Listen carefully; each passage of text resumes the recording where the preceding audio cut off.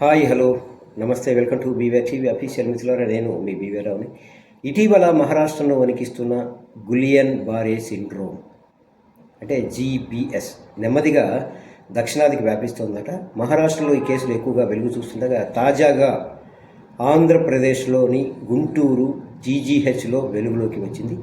Guillain బారే syndrome వ్యాధితో బాధపడుతున్న 5 బాధితులకు వైద్యులు చికిత్స అందిస్తున్నారట. ఇటీవల పలు అనారోగ్య సమస్యలతో ఆసుపత్రిలో చేరిన బాధితులకు డాక్టర్లు వైద్య పరీక్షలు చేశారు.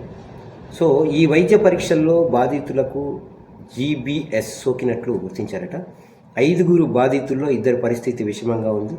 వ్యాధిగ్రస్తులకు ఐసీయూలో ఉంచి చికిత్స అందిస్తున్నారు. Guntur GGH superintendent SSV Ramana సమాచారం అందించిన మేరకు 4 రోజుల్లో 7 జీబీఎస్ కేసులు నమోదయ్యాయట. ఈ సందర్భంగా ఎస్ఎస్వి రమణ మాట్లాడుతూ కరోనా బాధితుల్లో ఎక్కువగా ఈ సిండ్రోమ్ కనిపిస్తోంది, అయితే ఆందోళన చెందాల్సిన అవసరం లేదు అని ఆయన తెలుపుతున్నారు. ఏది ఏమైనా జాగ్రత్త తీసుకోవాలి. ఏంటంటే గతంలో జీబీఎస్ వ్యాధి చాలా అరుదుగా కనిపించేది. ప్రతి 1,00,000 మందిలో కేవలం 1-2కే ఈ వ్యాధి వస్తూ ఉండేది. ఇప్పుడు వందలాది మందిని ప్రభావితం చేస్తోంది.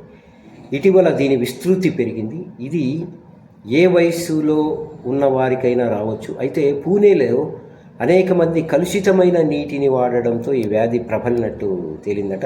సాధారణంగా పోస్ట్ వైరల్ అంటే బ్యాక్టీరియల్ ఇన్ఫెక్షన్ వల్ల ఈ వ్యాధి వస్తుందట.